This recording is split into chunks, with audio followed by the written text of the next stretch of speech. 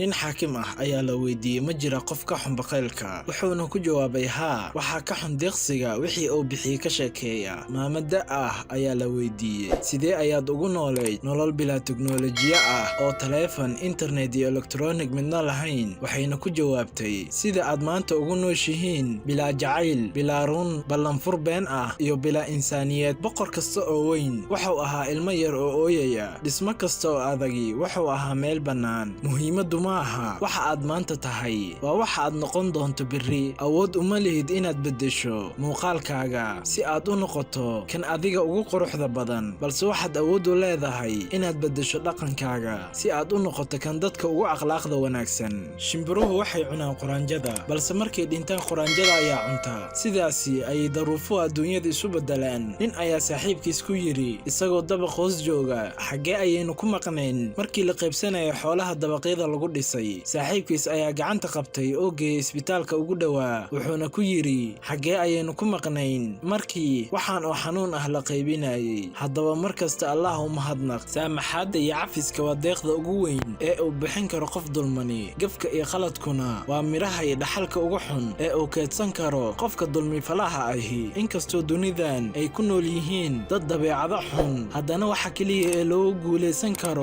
dadkaas ayaa ah inaad dulqaad iyo samir iyo tanaasul joogto ah samaysid si aad danahaada ugu gaartid.